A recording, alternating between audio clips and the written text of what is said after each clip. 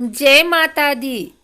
आइए सुनते हैं गुप्त नवरात्रि के 7वें दिन 7वीं महाविद्या माता धूमावती की यह कथा बहुत ही रोचक है, जो भगवान शिव व उनकी प्रथम पत्नी माता सती से जुड़ी हुई है।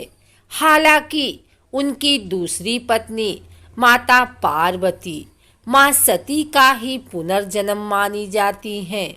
धूमावती महाविद्या की कहानी के अनुसार एक बार माता सती के पिता राजा दक्ष ने विशाल यज्ञ का आयोजन करवाया था। चूंकि राजा दक्ष भगवान शिव से द्वेष भावना रखते थे और अपनी पुत्री सती के द्वारा उनसे विवाह किए जाने के कारण क्षुब्ध थे, इसलिए उन्होंने उन दोनों को इस यज्ञ में नहीं बुलाया। भगवान शिव इस बारे में जानते थे, लेकिन माता सती इस बात से अनभिज्ञ थी। यज्ञ से पहले जब माता सती ने आकाश मार्ग से सभी देवी देवताओं व ऋषियों मुनियों को उस ओर जाते देखा तो अपने पति से इसका कारण पूछा। भगवान शिव ने माता सती को सब सत्य बता दिया और निमंत्रण ना होने की बात कही। तब माता सती ने भगवान शिव से कहा कि एक पुत्री को अपने पिता के यज्ञ में जाने के लिए निमंत्रण की आवश्यकता नहीं होती है। माता सती अकेले ही यज्ञ में जाना चाहती थी, इसके लिए उन्होंने अपने पति शिव से अनुमति मांगी, किंतु उन्होंने मना कर दिया। माता सती के द्वारा बार बार आग्रह करने पर भी शिव नहीं माने तो माता सती को क्रोध आ गया और उन्होंने शिव को अपनी महत्ता दिखाने का निर्णय किया।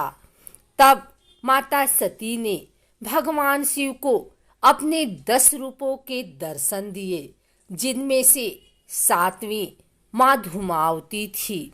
माता रानी का यही 10 रूप 10 महाविद्या कहलाए। अन्य 9 रूपों में क्रमशः काली, तारा, षोडशी, भुवनेश्वरी, भैरवी, छिन्नमस्ता, बगलामुखी, मातंगी व कमला आती हैं।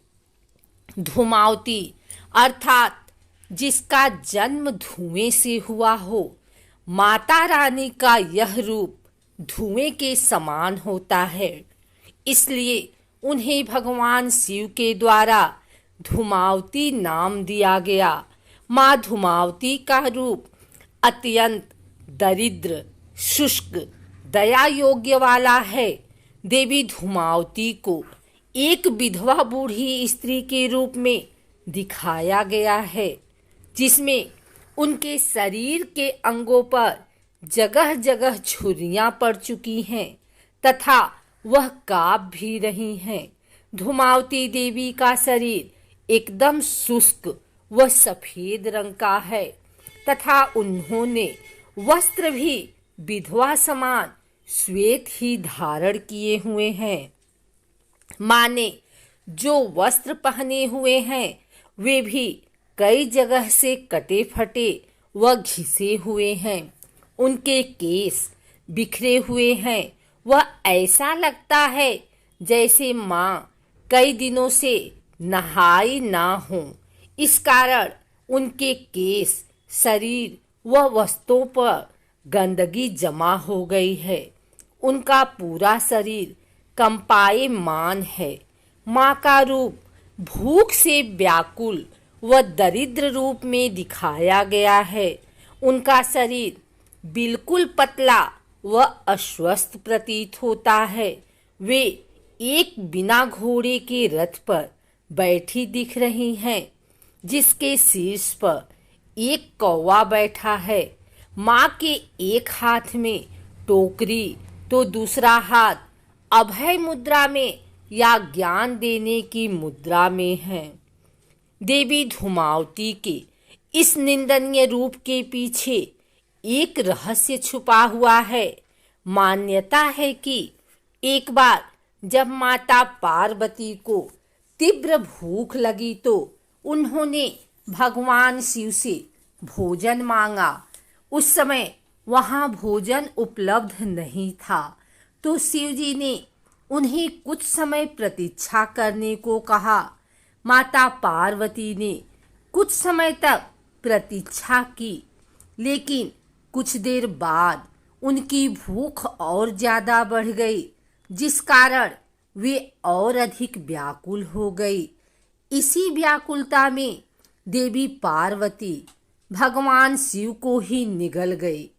भगवान शिव को निगलते ही शिव के शरीर में स्थित समुद्र मंथन का विष माता के शरीर को जलाने लगा, जिस कारण उनके शरीर से धुआं निकलने लगा। माता रानी का शरीर धीरे धीरे बूढ़ा होता चला गया, जिसमें जगह जगह झुर्रियां पड़ गई। इससे बेचैन होकर माता पार्वती ने शिव को अपने मुंह से बाहर उगल दिया। बाहर आकर भगवान शिव ने माता पार्वती से कहा कि चूंकि तुम भूख से व्याकुल होकर अपने पति को ही निगल गई थी, इसलिए तुम्हारे इस रूप को विधवा होने का श्राप मिलेगा। बस इसी की बात माता पार्वती के इस रूप को बूढ़ी विधवा का रूप होने की मान्यता मिली, जिसे एक दरिद्र भूख से व्याकुल व बेचैन स्त्री के रूप में दर्शाया गया है। इस रूप में माता रानी के मुख पर बेचैनी, व्याकुलता, दरिद्रता, संशय, तड़प, थकान इत्यादि एक साथ प्रदर्शित होते हैं। माँ धूमावती का यह रूप माँ के विपरीत गुणों को प्रदर्शित करता है, इसलिए इन्हें अलक्ष्मी या ज्येष्ठा भी बुलाया जाता है।